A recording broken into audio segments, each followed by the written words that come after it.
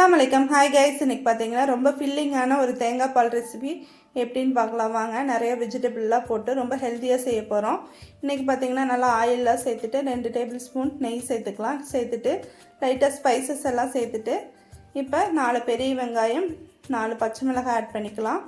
Add பண்ணிவிட்டு நல்லா ஒரு மிக்ஸ் கொடுத்துக்கலாம். ஒரே ஒரு தக்காளி ஆட் பண்ணிக்கலாம். ஆட் பண்ணிவிட்டு நல்லா கலந்து கொடுத்துட்டு இப்போ இன்றைக்கி பச்சை பட்டாணி, கேரட்டு, பீன்ஸு இதெல்லாம் சேர்த்துருக்கேன்.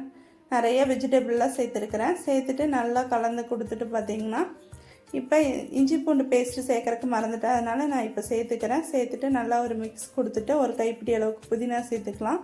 சேர்த்துட்டு நல்லா கலந்து கொடுத்துக்கலாம். இப்போ இதுக்கு தேவையான அளவு உப்பு சேர்த்துக்கலாம்.